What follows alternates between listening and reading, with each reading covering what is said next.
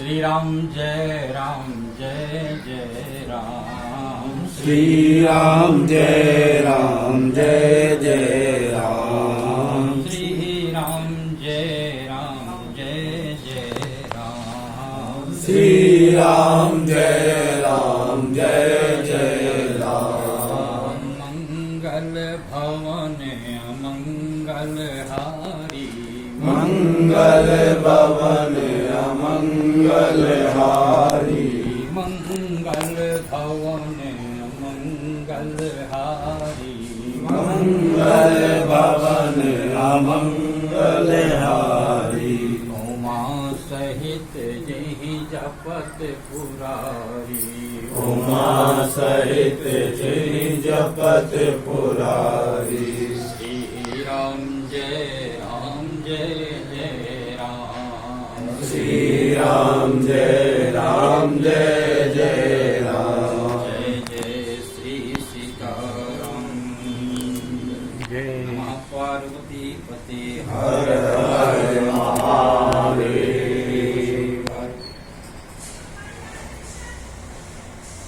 हरे शुभ नाम क्या कहता था माता जी का?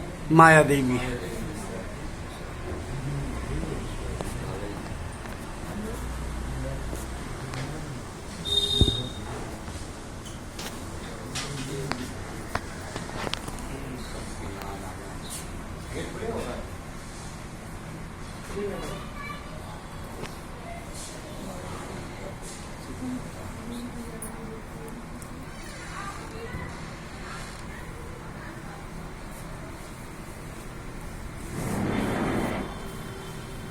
परम पूजनीय गोलोकवासी पूज्य माता माया देवी जी, जिनका कि अभी विगत दिनों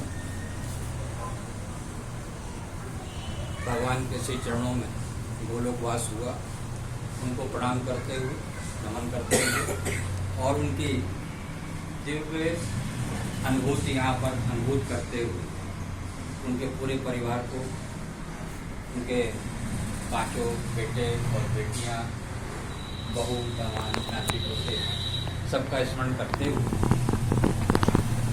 मन की और माता जी के जो ईश्वर के चरणों में सेवारत हुई हैं, कुछ अपने शब्द पुष्प से पुष्पांजलि अर्पित मैं कर रहा हूँ और उनका आशीर्वाद मैं स्वयं चाह रहा हूँ, क्योंकि वहाँ भी मैंने उस दिन आशीर्वाद लिया था उनके चरण पकड़ करके और अभी भी उनकी उपस्थिति महसूस हो रही है।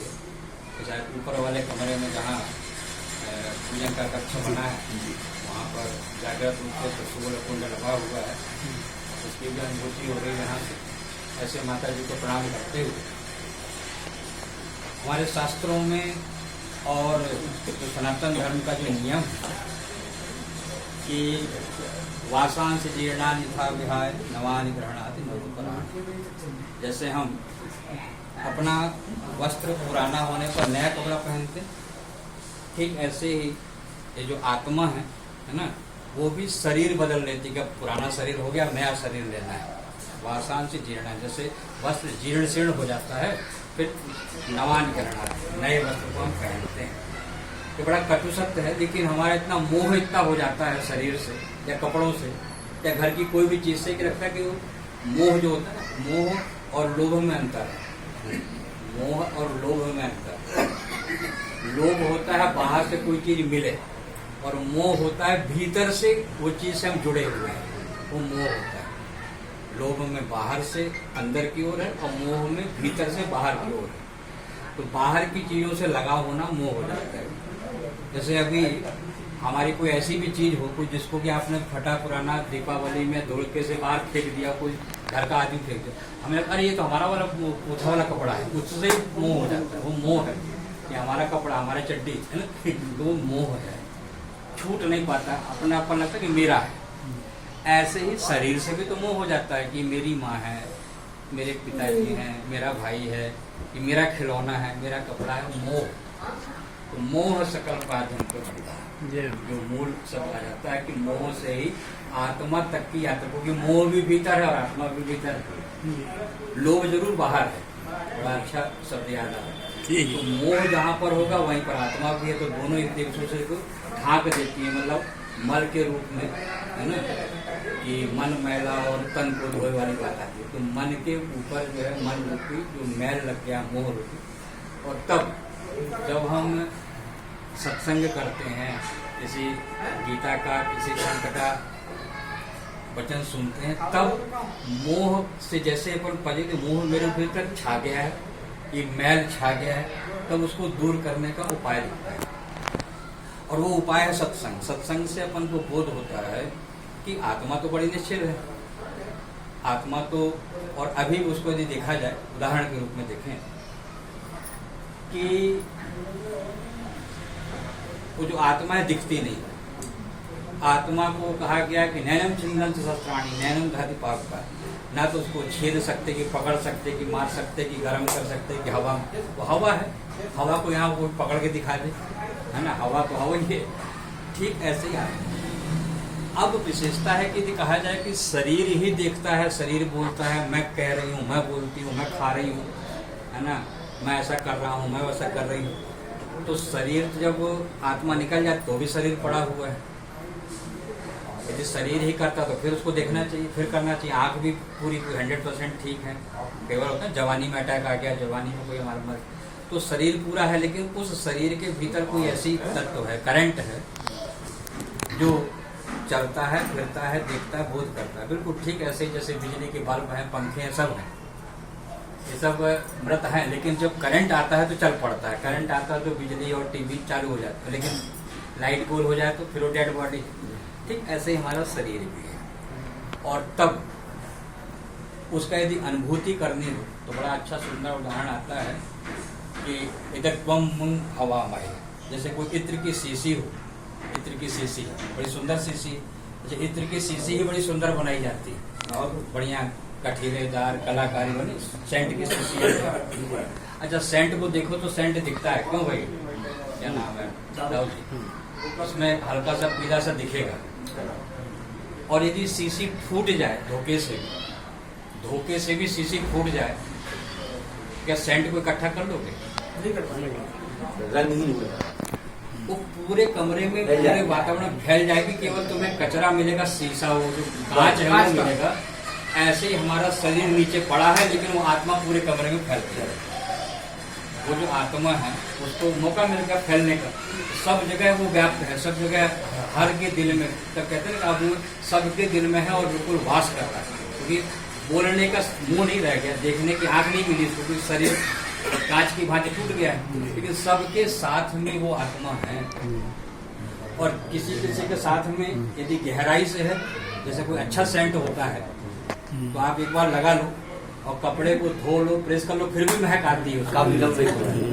वो है आत्मीय संबंध। वो तुमसे, इनसे लगता है कि आज माँ रात में दिखी थी, आज मेरे से बात कर रही थी, वो आत्मीय संबंध होता है। तब जब हमारी आत्मा का वो स्वरूप है, माँ है, पिता है, जिससे हम खूब प्रेम करते हैं, उनके लिए रोना नहीं चाहिए। अब दूसरी बात आ रही है, उनके लिए यदि हम विलाप कर रहे हैं, उनके लिए हम कष्ट में कर रहे हैं, क्योंकि हमारे साथ जुड़ी हुई है, उसको शरीर नहीं कि तुम्हें थपकी दे सके, लाड़ कर सके, तो और परेशान होती है। सुने सब समझ में आ रहा है, इसीलिए आ रहे। तो चूंकि आत्मा जब जुड़ी हुई हो रही है ना, हमसे प्यार कर रही है, तब तो हमारे साथ में चारों तरफ यादें कर रही, अगल बगल हो रही है, और हम दुखी हो रहे हैं, तो वो कह रहे तू रो क्यों रहा है, तू रो क्यों रही, और तू ऐसे में तो मुझे कष्ट में कर रही, तो क्योंकि वो तो व्याप्त हो गई ना, फैल गई सब जगह, सबको आशीर्वाद देने के लिए व्याप्त हो गया। वो इत्र मोहल्ले वाला निकलेगा तो उसको लगा इस घर में कोई महक आ रही है, कुछ सुगंध आ रही, क्योंकि वो व्याप्त हो गई है। अब शीशी में बंद नहीं, शीशी में जब बंद होता है तो परिचय देना पड़ता है कि पांडे जी हैं, ये छविलाल जी हैं, ये मुन्ना है। और जब आप व्याप्त हो जाओ तो, है ना, आप वायरल हो जाओ तो आपका जो आज की भाषा वायरल हो जाए, तो हम वायरल हो गए हैं, वायु हो तब हो गए। तब ऐसी अवस्था में केवल प्रार्थना करनी चाहिए कि आपका ये आशीर्वाद सदैव हमारे ऊपर, पूरे परिवार में, जहाँ जहाँ मैं नहीं देख पा रहा हूँ, वहाँ भी आशीर्वाद बना रहे, ऐसी प्रार्थना के साथ। और फिर तुम तो जो वायव्य हो गए तो ईश्वर के चरणों में जुड़ गए, तो हे माँ, ईश्वर की कृपा भी हमारे पर बरसाओ। तुम तो वहाँ तक तुम्हारी लिंक बन गई ना, हम तो शरीर में बंधे हैं तो वहाँ तक नहीं पहुँच पा रहे। तब उसको कहा कि वासांश जीर्णानि यथा भया, शरीर छोड़कर के आप चली तो गई, लेकिन हमारी खबर खोज करो कि हमारे गोत्र से जुड़ी हो, हम तुम्हारे सगे बेटे पुत्री और नाती, तो हेमा तुम वहां से जुड़ गई हो ना, अब तुम्हारा आशीर्वाद जो है इनके आगे आने वाले भविष्य के लिए, इनके आगे वाली पीढ़ी के लिए, वो हमारा जो है ताकत बनी रहे। तब इसी चीज को फिर महाभारत में कहा कि जब इससे पितामह भीष्म से पूछा गया कि अब आप सरसैया में पड़े हो और आप शरीर छोड़ने वाले हो, भगवान कृष्ण ने पूछा, अर्जुन नकुल भीम सहदेव सब खड़े हुए वहां पर, है ना, तो आप कृष्ण ने कहा कि मुझे कुछ बोध कराओ, भले ही मेरे लोक में जा रहे हो। और कई बार होता है कि हमें अपनी दुकान का स्वाद नहीं पता होता, बेचते खूब हैं है ना, दूसरा बताता कि आपके यहाँ का जो जलेबी बहुत बढ़िया, आपकी खूब, सेठ कहता तो हमको घर में रखा चले, मेरी इच्छा ही नहीं होती, समझ ही नहीं आता खाए कि न खाए। ऐसे ही ईश्वर भी कह रहा है, मैं इसीलिए यहाँ पे जन्म लेके आया हूँ, कभी मथुरा में, कभी वृंदावन, कभी जगन्नाथपुरी, कहीं यहाँ पर स्वाद ले सकूं कि माँ का स्वाद का होता, इसलिए बच्चे बने, है ना, चोरी करने का स्वाद ले लूं, लड़ने झगड़ने का स्वाद ले लूं, आशीर्वाद देने का, तो लेकिन ये मरने का स्वाद मुझे नहीं मिला है।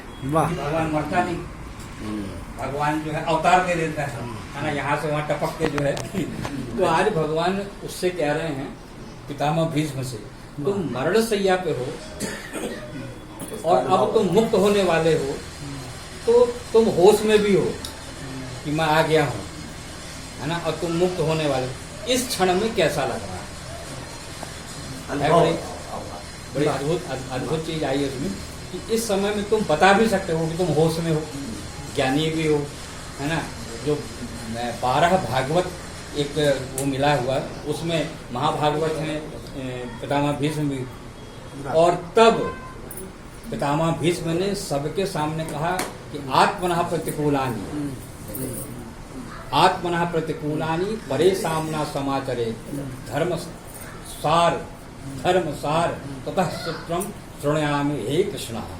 अरे कृष्ण, एकदम उनकी भाषा बदल गई पितामह की, उनको लगा कि इन्होंने मुझे महत्व दिया है, तो हे कृष्ण धर्म का सार सुनो, मेरे पूरे जीवन का सार सुनो। 4 पीढ़ियां मेरे सामने आई गई, 4 पीढ़ियां, है ना। इनके पिता शांतनु से लेकर के, पितामह भीष्म के पिता शांतनु, है ना, गंगा पुत्र हैं, इनके सामने 4 पीढ़ियां चित्र विचित्र पूरे सब चले गए, पांडव चले गए, है ना, धृतराष्ट्र सब धीरे चौथी पीढ़ी तक जीवित हैं। तब उनका सार मिला कि धर्म का सार क्या है।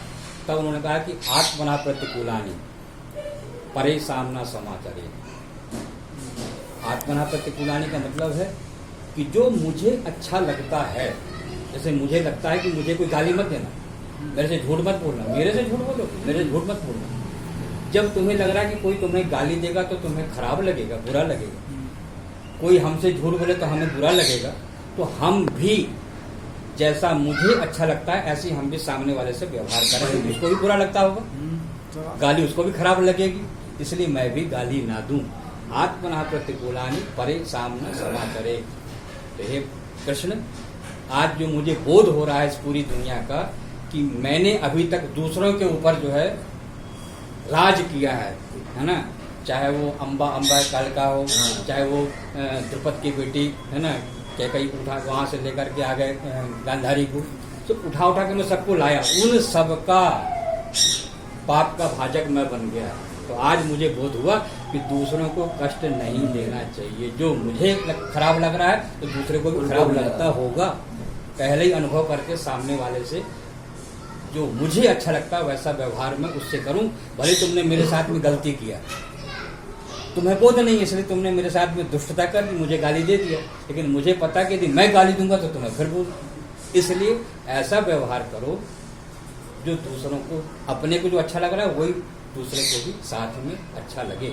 इसलिए हम ऐसा व्यवहार करें कि मेरी माँ, मेरे पिताजी मेरे सामने चले गए, मेरे मामा सब चले गए। अरे इतने बड़े कोरोना काल में दुनिया में कितने संत, कितने लोग चले, लेकिन उन सब के बावजूद ही मैं बचा हूँ, मैं बची हूँ, तो उनका आशीर्वाद है। तो अब मैं ऐसा करूँगा, मैं ऐसी करूँगी कि मुझसे जो भी गलतियाँ हो गई हों या अभी भी किसी से मुझे ईर्ष्या द्वेष है, कई बार होता है कि ऑफिस में या तुम्हारे कॉलेज में या कई बार पड़ोस में, या सगे संबंधी में होता है कि ये देवरानी तो जेठानी।